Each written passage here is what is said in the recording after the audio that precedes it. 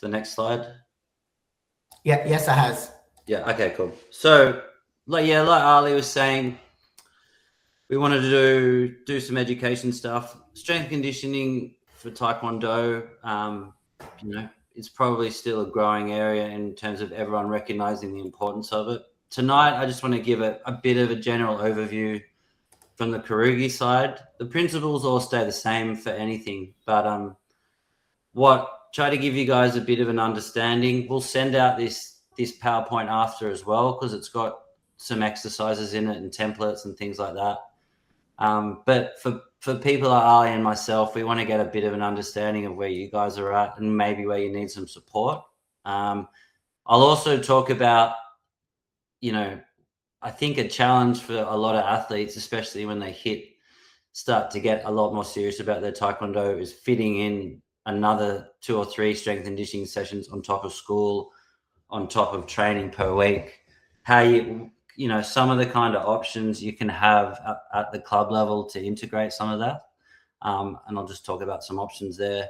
And then we'll just have some questions at the end. So I think just if you've got questions, just best to write them down and keep them for the end.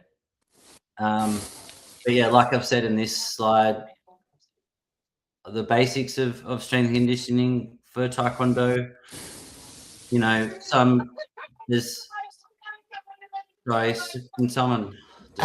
James Peckol, can you mute yourself, please, James? Thank you. Strength and conditioning for sport in general is very much principle based. As you get more to the elite level, it gets more specific, but I think there's a misnomer between sports that everyone's sport's different in terms of strength conditioning, but it's you're trying to get people stronger, make them a bit more resilient to injury, stuff like that. But the principles are pretty similar between sports, but I'll chat about that.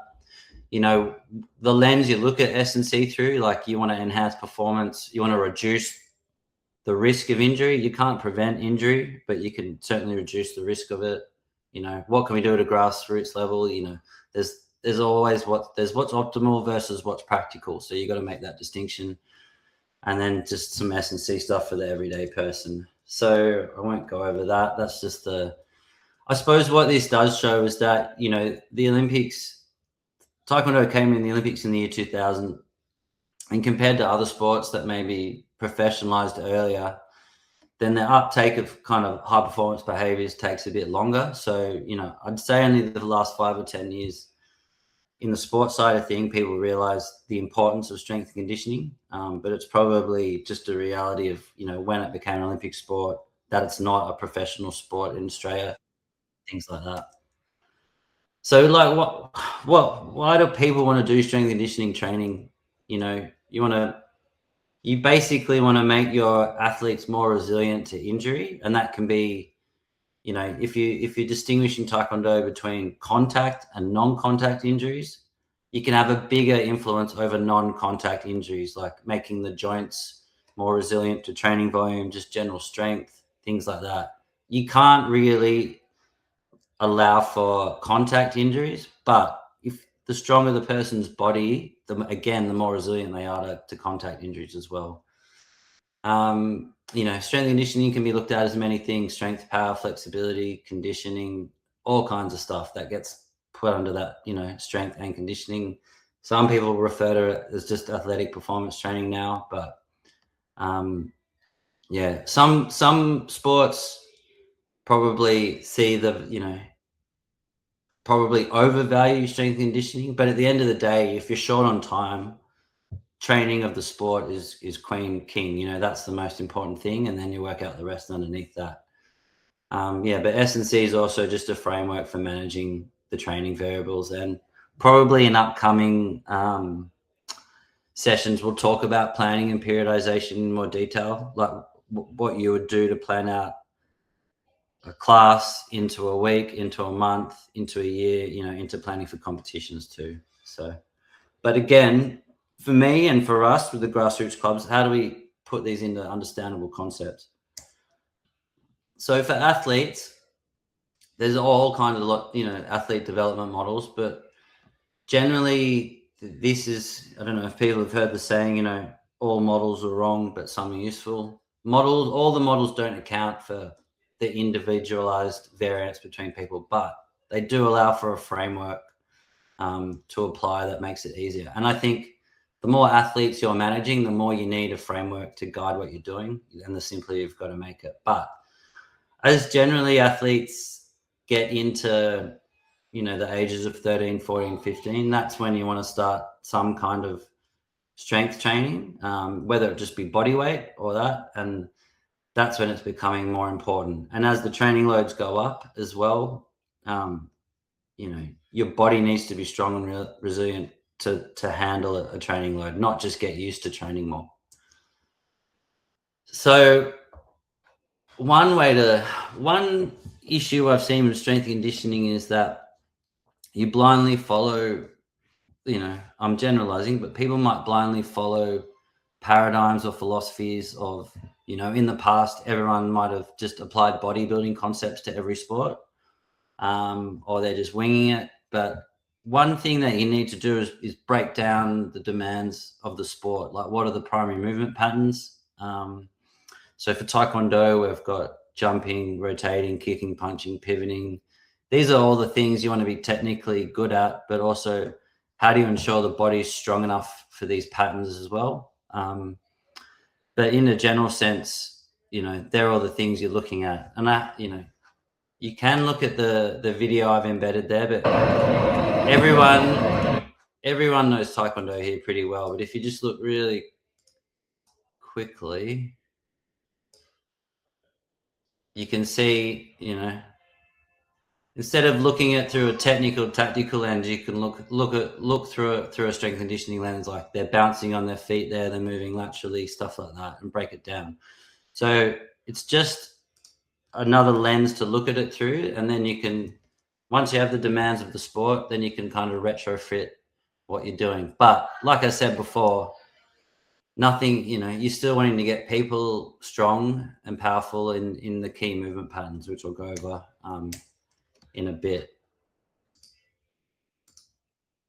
So this is some old research, but there's a lot of technical stuff in here, but it just shows what break down the demands of what's happening in a Kyrgyz fight.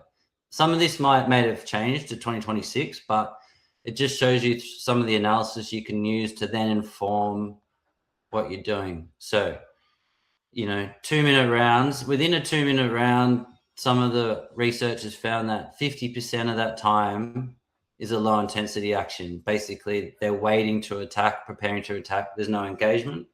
So that would be, pretty low intensity kind of aerobic stuff. 30% of the fight was in that preparation phase where they're just about to initiate attack or initiate defense.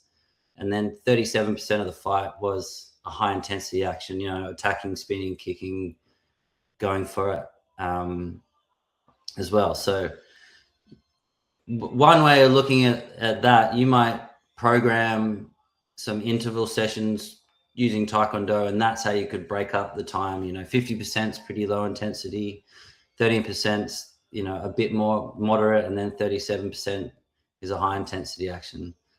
But I don't want to overcomplicate this. I just want to show what you think about when you're trying to program for your sports. And I know with combat sports, in the past, everyone thinks, I need to get lots of volume in road running to get fit or stuff like that. But you actually probably, the athletes get plenty of aerobic work just at training throughout the week. So they probably need a bit more of the high intensity interval stuff from a Taekwondo point of view to prep them. So it's just starting to have a think about what your sessions look like during the week. Maybe even now, just reflecting on what they look like. Is it too much, is it just lots of low intensity stuff, or is everyone going too hell for leather? But it's just a place to start.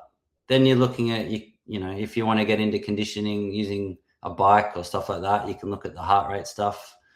And then rating of perceived exertion as well. It's just, you could get some athlete feedback. That's just a scale of out of 20. And then the last point just shows the energy system contributions. While aerobic's quite high, it doesn't mean that you don't, all the training should be dominated by aerobic work. The aerobic work is really important for athletes' recovery between high intensity actions and stuff like that, but they still need quite a bit of exposure to high intensity work as well.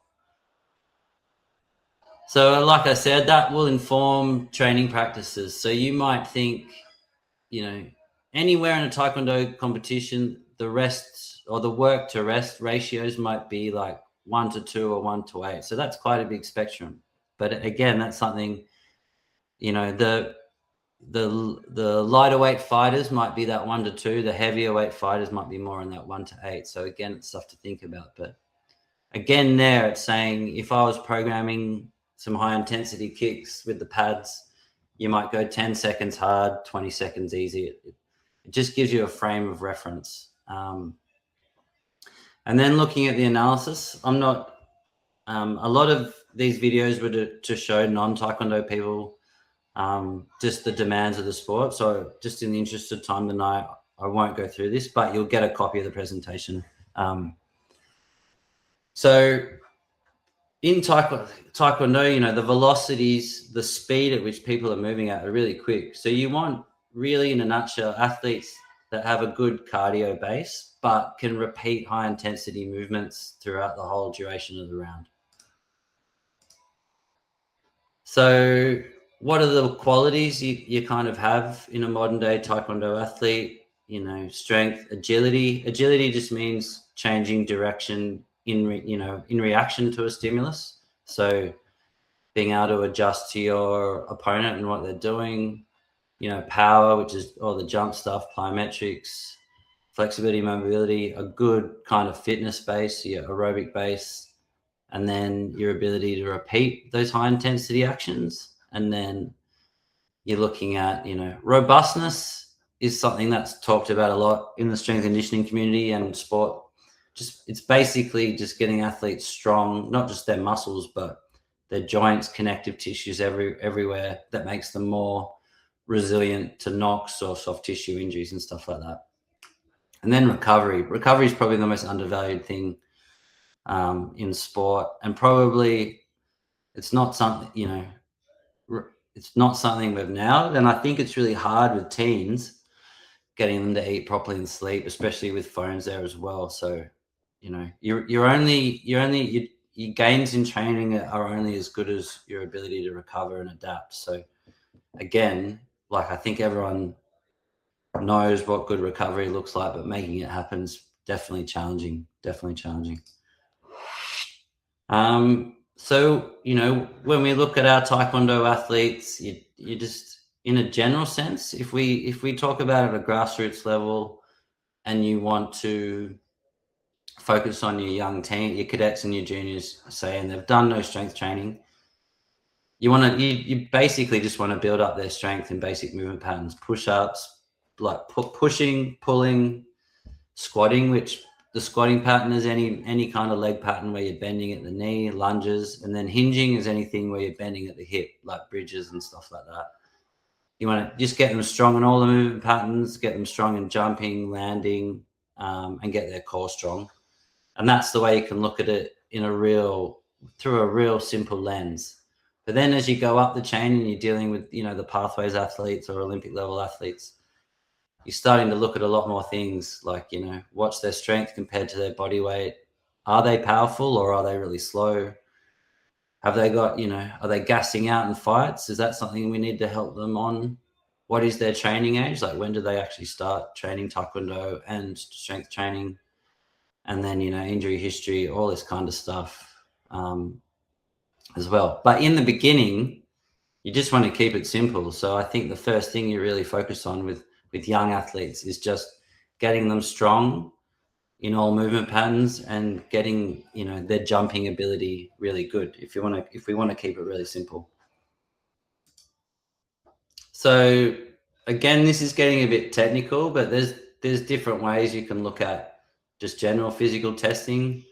I might be interested to hear from just some of you if you do any physical testing at the club, at the start of the year or that. You might do a max push-up test or something like that. But you can do movement screens, you can do pull-ups, all kinds of, trap bar deadlifts. You can do non-equipment stuff. everyone's probably heard of the yo-yo and the beat test for aerobic fitness. And then there's all kinds of other ones that you can look at for max out power output. One really important test that I think can tell you a lot is if you drive your athlete's heart rate up to the maximum, and then you take that, you might be 160 beats, you find, after you've really pushed them as hard as they can, and then you wait 60 seconds and you retest the heart rate, and you're looking for a 20 to 30 beat drop. If you can get that in your athletes, it's a good sign of their general physical fitness. And that's probably an easy test to do these days with heart rate monitors and that more readily available. But the purpose of this slide is not to confuse anyone. It's just to show that there's a lot of things you can look at. But the purpose tonight and the purpose going forward is to make this simple and give you guys some practical help if you want to start implementing S&C at a club level. So again, and then you might look at Taekwondo specific stuff. I'm sure everyone's looking at their athletes' mobility and flexibility levels. A really good Taekwondo test is a side hop test, where you get people to hop side to side over 30 seconds. You see how many they can do. That gives a good baseline, and that's quite specific to Taekwondo. And then you've got pretty basic stuff like you could do a vertical jump, see if that improves over time, and some other more technical stuff, which we don't need to focus on. Again, we're just looking at other tests. So again, you'll get this handout and you can look into this stuff more broadly, but I'll just rip through it tonight because I want to get into the more important stuff. Again, these just show you some options. If I was running a club now and was just starting out, I'd probably look at, from a testing point of view, the single leg hop test and a vertical jump test. The vertical jump test can be as simple as you give them a piece of chalk, you get them to jump up and put the chalk on the wall as high as they can, and then you just use that as a baseline. It's really simple. Another really simple movement screen is just to watch someone do some single leg lunges, or a single leg like a single leg squat to a box or a bench and up, and just watch if they can keep their knee in line with their foot or their knees all over the place. That's a really simple test to see what kind of control they have over their lower limbs. And for me, that tells me a lot. We need to work on their knee stability. So there's some simple ones. I don't know what clubs are doing with conditioning, but yeah, the beat test's easy. You guys might have some other tests as well, which I'd be keen to hear about towards the end. So, I know a lot of strength coaches that I follow and mentored by that they talk about, like, what's the purpose of strength conditioning? Like, we want to improve the athlete's performance and we want to reduce the risk of that athlete getting injured. Like I said, injury prevention is probably the wrong terminology. It's injury risk reduction. Like I said, you can't prevent injuries, but you can reduce the risk of them greatly by happening. So, we're chasing progression with athletes. That's so as simple as you're getting them stronger, jump higher, more control over their body. And then, when you're trying to do real structured S&C, like, the further out from competition you go, the more intense you can make it. And obviously, when you get close to competition, you back off the S&C load and you have a greater tactical focus. But in Taekwondo, like, how do you program all that? Generally, for people that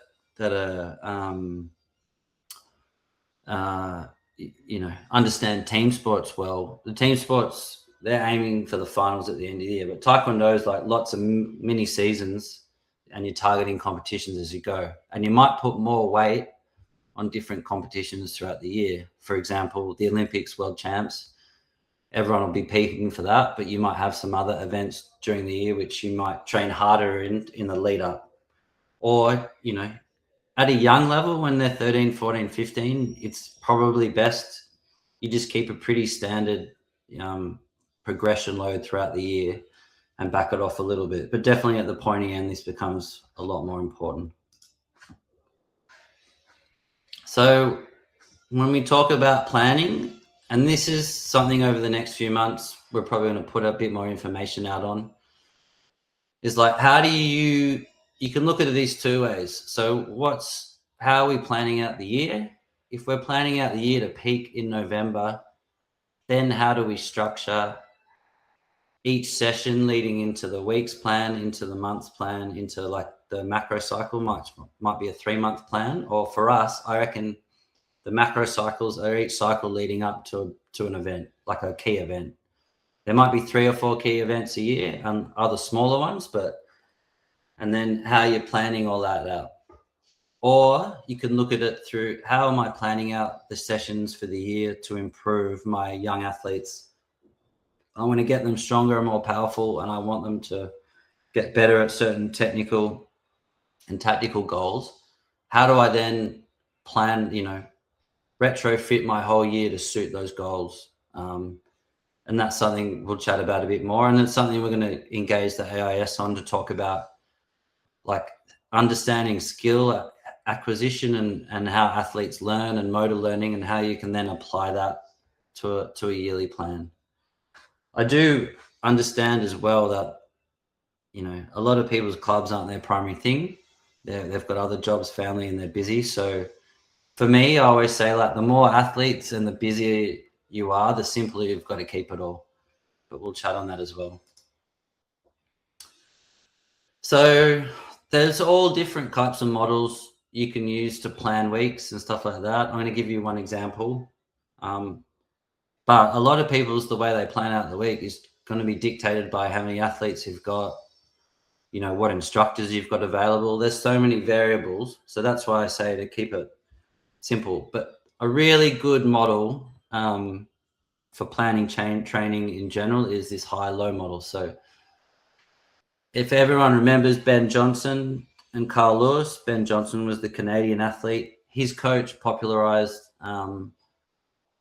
programming training. You think about sprint training, it's got a high power, a high load on the central nervous system. So any training that is a high load on the central nervous system is considered high training. So when you think about stuff like that, is high intensity power work, like sprinting, and you'd also put in there, like, when the athletes are learning a new skill and trying to ingrain the skill, they're concentrating really hard. That's quite a load on their nervous system, because the nervous system is the brain and the spine, and then that's sending messages out to the rest of the body. And the more it's got to do it globally, like to all your limbs, like think about doing a reverse back kick, for example. The whole body's spinning, and then you've got to kick. So your brain and your spine are sending messages out to a lot of places in the body. But doing that frequently means you get this kind of central nervous system fatigue, which I'm sure everyone's felt before, which is quite different to like muscular fatigue and stuff like that, where you feel sore. But with central nervous system fatigue, you just feel quite tired and that, but the body might feel fine. You just feel wiped out. So you can alternate the days between going high, low. So you might do on a Monday training, like learning new skills, really high intensity power training, repeat high intensity efforts. Then the Tuesday training, you give your central nervous system a bit of a break, and you might do some more longer duration conditioning. You're doing drills that you're pretty confident your athletes are technically, tactically good in, so they don't have to concentrate too much. So it's just thinking about it through that kind of a lens. And again, I'm giving you guys just an example of a model, but again, it comes down with you guys, like, how many athletes you've got, your schedule, how much time you have to plan, which I know is not easy for everyone because life just feels like it's getting busier. But a lot of the stuff I've seen with combat sports is too much LSD work, which is long, slow distance, like going for road runs and things like that. The bulk of athletes training day to day, they're getting lots of like the low intensity work in the warm up. When they're doing low intensity sparring and kicks like that, you're getting a lot of aerobic work then. So is the best use of your time to then go then go for some road runs as well? Probably not. I think the best use of time would be to then, to do those repeat high intensity conditioning or efforts and that, giving the athlete that kind of a stimulus.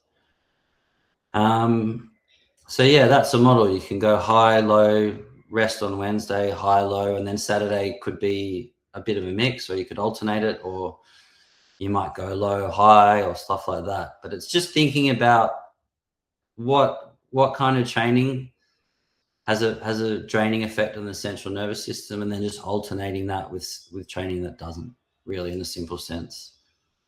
So this is probably looking at someone like they're in the NPC, for example. Our top end athletes have got a bit more time. Obviously, our athletes in the low teens, that they don't have time for much before school, so all the training's after school. So to give you an example of what might work at, like, say, the hub level, Monday you do an S&C session in the morning, so strength and power. So again, that's a bit of a load on your central nervous system. And then that night might be hard sparring, 1-to-4 rest ratios, so high intensity efforts. Tuesday morning, some mobility conditioning work, real low intensity work, heart rate stuff, light technique and partner training. You're not going too hard. And then you can see just how that plays out. So you're kind of alternating between those high and low loads and the focus for training. So this quote, I just bring in here that, the majority of training that's kind of observed in field sport athletes, and I would say I've observed this a lot with Taekwondo training too, is, lots of low intensity conditioning training, trying to be relaxed and loose and stuff like that. So the cardiovascular systems, you're getting stimulated at the lower end. So you got to think, how do I fill in the gaps for my athletes that they're probably not getting, or what buckets are being filled generally through training, and then what do I need to give them a different stimulus? And again, that's where strength and conditioning coaches can be really important. They can observe training and say, oh, actually, I've looked at the demands of your sport. They actually need this kind of a stimulus. But again, it's getting, it can seem a bit overwhelming and complicated, but this is stuff we can chat to anyone about moving forward as well. Hey, you might do this at a simple level. And like I've said before, Taekwondo is not solely an aerobic dominant sport. So aerobics, just all that lower level work. Basically, heart rate's not getting above 120, 130. You start to get over that, start getting the your lactic threshold where people really feel the burn and they can't maintain that high intensity effort. So I've just reiterated here, if a lot of the fights, are representing those work to rest ratios of like 1-to-2 or 1-to-8. So, 3 seconds all out, 6 seconds rest, 3 seconds all out, 24 seconds rest. That's probably less now actually with the new rules. But then, probably training needs to reflect a bit of that as well, especially the high intensity end of the spectrum. The other thing that as well is that I think the clinch is a lot more important now. So that adds another element into the conditioning, which you need to look at. And like I said before, are they already getting enough aerobic work at training just from your general training? I would say yes. So one way you could look at taking these work to rest ratios into conditioning at a club, the first 2 to 3 weeks, you might, sorry, I don't know what's doing that. You might be working at 30 seconds all out, rest for 1:30, do 5 sets, and you could use cardio work, sparring, pad work to do that. And then every 2 to 3 weeks, you just bring that rest ratio down. So even though at the end I've got it 1-to-1, but you probably want to expose, the more you can expose your athletes to more than what they might experience in a fight, the more confident they'll feel, and the more confident you'll have in their ability to last the fight as well.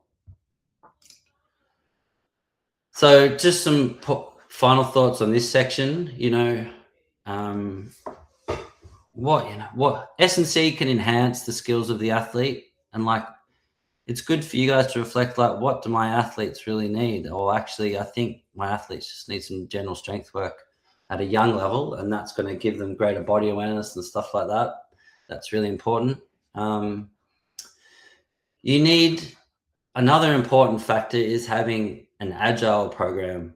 Like if an athlete comes in and they're really busted up and sore, you always want something that for them to do. So when I used to work in rugby, if I'd have 3 versions of the same session planned in the gym. If they came in and they were feeling good, they'd do it the normal program. If they were feeling really beat up, they had a bad sleep, or I could tell, they might do the same program, but I'd halve the load, like halve the reps and sets or the weight.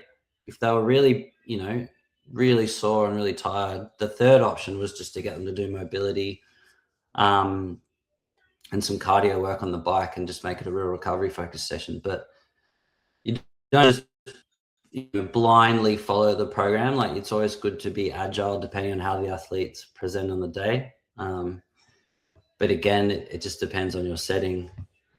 Another really important point is to not spike your athlete's intensity too much, which means I don't train my athletes at 50% intensity for 2 weeks and then suddenly ramp them to 90 one day. You want that steady progression, just increasing slowly.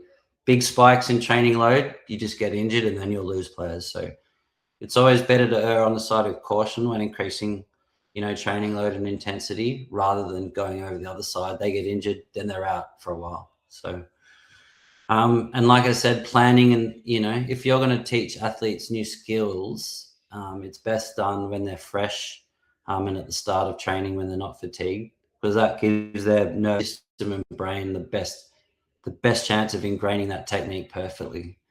And the last point there is just don't learn a new skill one day and then immediately put it into a conditioning drill, because you might be ingraining bad technique because they can't execute the technique properly. So again, it's just something to think about. Another important thing to think about is injury trends in Taekwondo. Obviously, it's pretty low extremity dominant. This is almost 10 years old. Foot was the most frequent site, followed by the ankle, knee, and then, contusions and stuff like that from impact. But it's no surprise to anyone, like foot, ankle, knee are probably the dominant places they get injury. So that would intimate that they're areas we want to get as strong as possible to just, reduce that risk of them getting injured, especially on contact.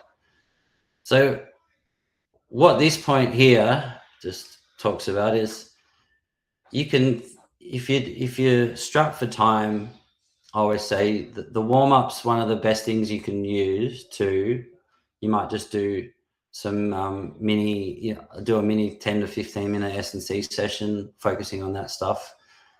But the warm-up should never be something that's wasted, just setting them for laps and doing that. I always think about what are the things we need to focus on from maybe like an injury strength point of view, and how can I structure the warm-ups for the next month to really help with that. So again, it's something we can just chat about at the end, but it's just like rethinking the warm-up to hit certain, needs of your athletes rather than just using the warm-up as something to get them warm. But you think about how many warm-ups you do week to week, then over the year. And if you're focused on specific goals for 10 to 15 minutes, that really adds up over the year. So that kind of approach is called microdosing, like you're microdosing strength or whatever you want to do into the warm-up. And that really builds up over time. I won't go through this stuff. It's just more injury site stuff, but it doesn't say anything that you guys all don't know, like intuitively, just from being around the Taekwondo environment. Again, this just goes into I put these exercises together based off the literature on injuries. Also trying to give exercises with little to no equipment and exercises that are easy to learn quickly and you could implement, or an athlete could implement. So again, it goes back to that, what I was saying before, like there's what's optimal, like in terms of what's best practice for what you could do for injury prevention, but then there's what's practical. And that's generally like what exercises you can do just with the athletes and their body weight. So I'll rip through this. Concussion training, I think, is probably something we're going to have to talk about a little bit more and maybe incorporate a lot more and give a lot more guidance. There's a lot of education and resources coming from the medical committee around this, but basically what the research is finding in a nutshell, the stronger your neck, the stronger the severity or the incidence of the concussion. So, and I think given where concussion's at, and giving your parents of the athletes at the club some confidence that, you know, you understand that and you're implementing some exercise at the club level, I think will be really important moving forward.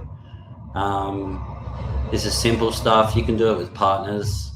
Again, I'll just rip through it. Wrists, definitely for punching, just real simple drills you can do. Hip stuff, you know, think about how much of Taekwondo is moving laterally and really driving from the hip. This is all really simple stuff that can be done. And then some bridges as well, just for pelvic strengthening. So groin, you know, obviously from all the kicking and stuff like that, it's a big area. Lateral squats are really easy to do. Really focus on the groin. And then again, this exercise, the Copenhagen's, you can do with a partner holding the leg up. So this one on the left is a movement screen I like to use with athletes. So it's just a single leg squat to bench. If you see my knee wobbling all over the place, it means I've got a bit of work to do. But if you see it track well, then it's a good indication of your athlete's got a good level of control there. And then the other one, these are just hip flexor holds. Again, just some more stuff, hamstring work, the single leg deadlifts, and then a long lever bridge, a long leg bridge, which works the hamstring a lot more as well. So we look at knees. Again, we said knees, ball of foot squats. So when you're on the ball of your foot, it puts the strain and the load into the front of the knees a lot more, which is fine, as long as you're doing it controlled. Middles, body weight, leg extensions. That exercise, I think, is a really good connective tissue strengthener in the knees compared to just the quads. And then you can get athletes to do lunge holds and stuff like that, again, which is good for the connective tissue. Tibialis strength, real simple. And then, you know, if you look at the ankle complex, 3-way calf raises. So I'll do calf raises, feet out, feet in, and feet straight. So you're hitting all different angles. I know gymnasts would do like 3 lots of 60 of that one. Pogos, just for some general stuff. You guys think about the pogos. Everyone's doing, like Taekwondo athletes are doing that a lot, just naturally.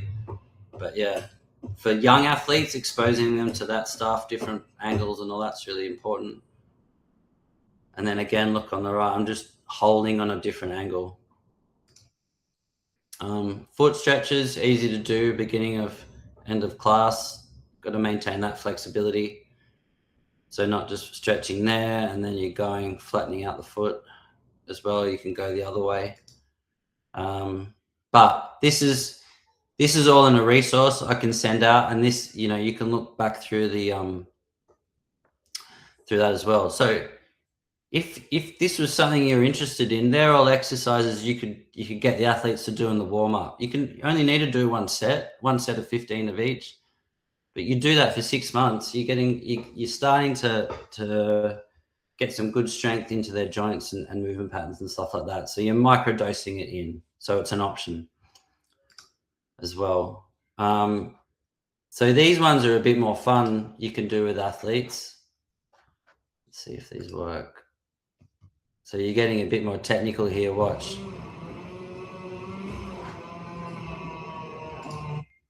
Forgive the more in the background there, but look, I'm just doing on different angles, exposing the joints to different angles. And then again, this one's a really good exercise, easy to do. It's working on foot strength, stability, stuff like that. So Then again, same principle.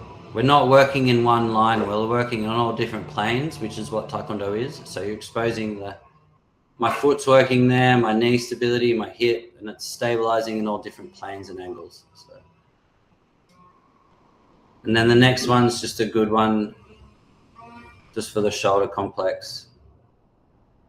Getting the shoulder to work with your shoulder blade at the same time. I won't go over this. It's probably not as relevant. This is the way, if someone was in the gym, they can structure stuff. And one thing I just want to reiterate, like everyone thinks you need to do like 3 sets of 8, 3 sets of 10, 3 sets of 12 in the gym. If you do one good warm-up set and one heavy set and you're consistent with your training 3 times a week, you get the stimulus you need. You can be in and out of the gym really quick if you're doing quality sessions, not spending too long in there. But again, if you had gym equipment at your club, you could even just, if you warm them up doing some of those other exercises, then they rip through like these exercises and did one quality heavy set. That will give athletes the stimulus they need, as long as you're doing it 2 to 3 times a week. So as well. Then the last thing was just, I think everyone understands flexibility pretty well and has all different approaches for it. I kind of initially gave this presentation to some exercise physiologists and just showed different ways you can approach flexibility. So ballistics, just moving in and out of it. I take my stretch to the end range and then I pulse in and out of it. Loaded stretching, I'm sure everyone's done. And then you've obviously got the passive one where I'm just holding a long stretch. Probably the ballistic and the loaded will get you quicker gains in flexibility. So these are just some principles, simple, practical. We'll give you guys some resources around this. I'm trying, with S&C, try not to be too technical. Integrating the S&C into Taekwondo, particularly if that's the only opportunity you get, then that's what you got to use. Little and often is far superior to like 1 hour session a week infrequently. I always say, 10 minutes of some of those exercises at the starting, build up over time, and then just making it a daily routine. That's kind of that's the end of it. So if anyone's got any questions around any of that, happy to take them. I'd be keen to hear what people are doing, any challenges they're having, how we can help you guys in the future as well. So if anyone has any questions, if you guys just raise your hand on the screen or use the one of the signals.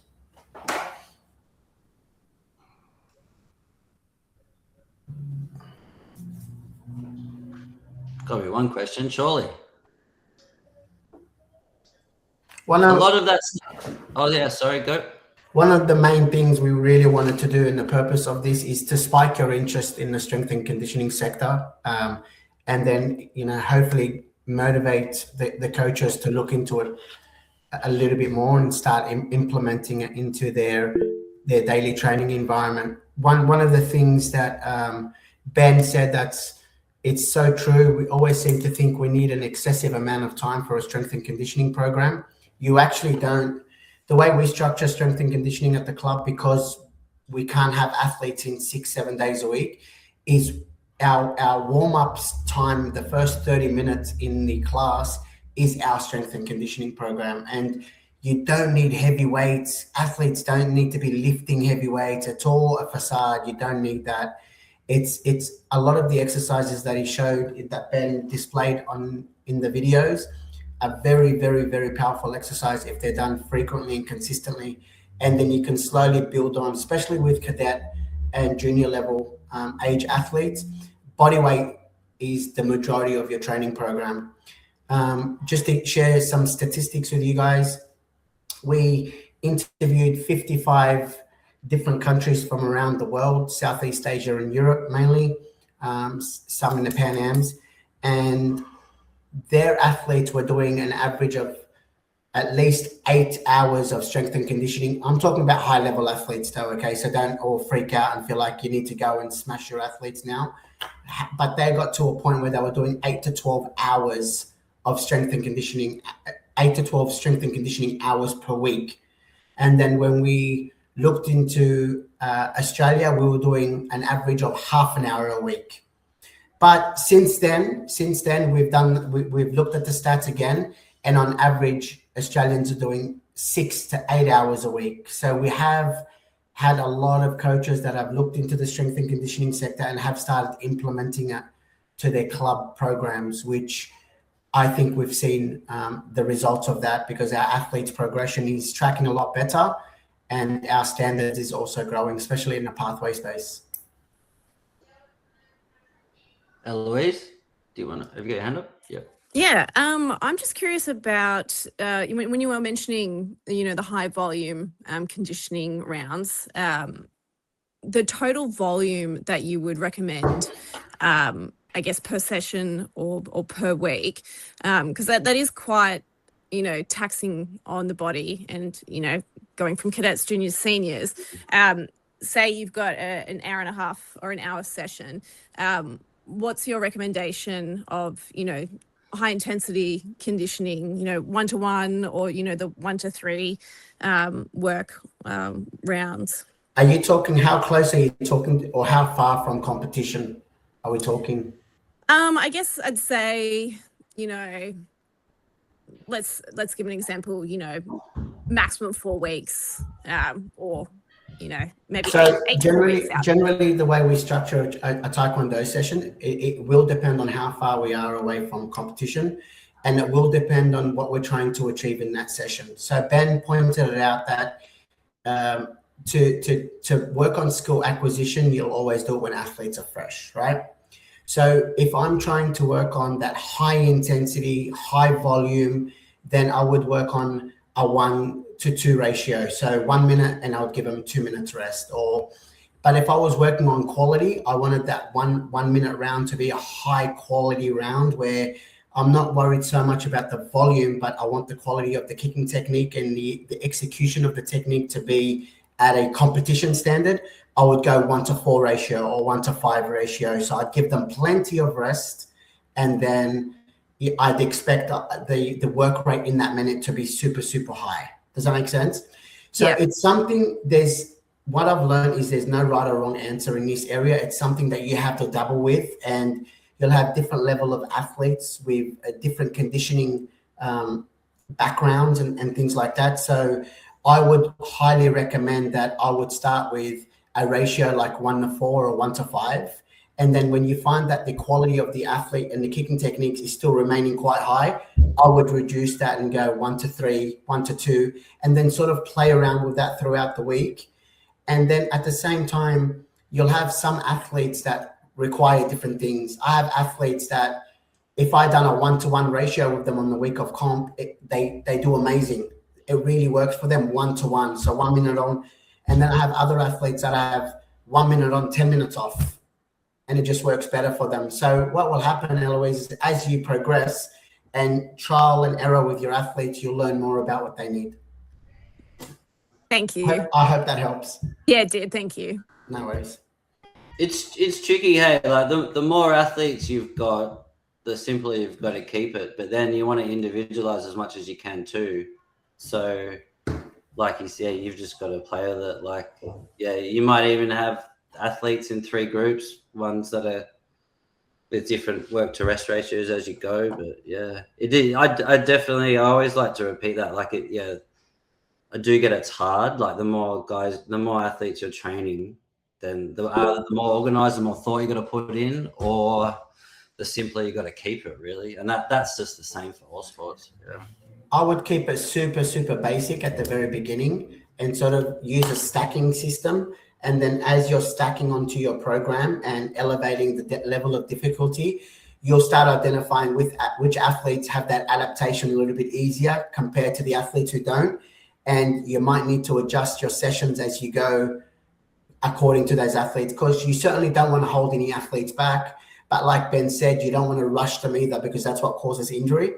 So for the first 6 months of running a program, I would keep it quite generic and quite basic. And then you'll actually learn which athlete can apply a little bit more. And then you'll create different structures within the program. But it's the level of performance and improvement that you'll get from running an S&C programs it's amazing. What would be beneficial for you all in terms of how this stuff is presented or like put into a resource? Or that's what I'd be interested to hear. Like, I think we had James had a question. Did James raise their hand, or did I see things? No, he just said thanks. I think he okay, cool. Yeah. How do you guys feel about online videos like that Ben showed that you guys can, and then maybe some information about how often this exercise can be done for particular age groups that you guys can refer back to? Yeah, because that's what we're looking to do. So we're looking to create an online library that coaches can log on to. And then the good thing about it is coaches can log onto it and then they can give homework for their athletes while they're at home to say, we want you to go to video 7, 8, 9 and do X amount of sets this many times. And then athletes can do some strength and conditioning exercises at home as well. How does that sound to everyone? Yeah. I've got that. I mean, I'll give you guys this PowerPoint and it links to all that stuff. I've also done a TKD 10 handout, which links to videos. So that can be a starter. And then Ali and I can chat about the best platform to put everything on. We're still kind of working that out, I think. Just remember, guys, the main thing that I believe we all get too caught up is you got to remember that the strength and conditioning program is supposed to improve your Taekwondo. You're not a bodybuilder, you're not a weightlifter, it's not what strength and conditioning is. Strength and conditioning in essence is just to make your Taekwondo better. So if you think of all the different concepts in Taekwondo, your movement, your change of direction, your agility, your single leg hop, especially with today's game, a lot of it's on the single leg. So the change of direction with the single leg, the explosiveness, and now with the new rules, Ben tapped on it already, is the fitness level needs to be a lot higher because there's not as many stops during the fights anymore, with the protest cards. We used to get 3 or 4 protests around. So an athlete's resting for probably a minute and a half around, where now they're letting you fight in the clinch. So the upper body weight is important now, pushing athletes off. The rotation is important. The knee joints, the ankle joints, all of it's relative to the sport now, but it's not a bodybuilding concept. Don't think that the athletes need to lift super heavy weights. It's actually quite the opposite. And the more you dive and look into it, you'll find that it's actually super easy to run within your clubs, maybe 2-3 times a week for half an hour before your Taekwondo session starts. You'll see massive gains within 8 to 12 months.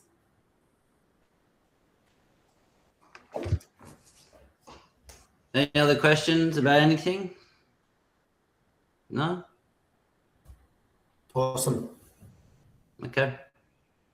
We'll I'll email everyone the presentation who was on the list. We've recorded it and we'll send that out to the broader community as well. So yeah. No worries. You're very welcome, guys. Have a good night. Okay, thank you guys. Have a wonderful night, guys. Assalamu alaikum. See you. Thanks, Ben. See ya.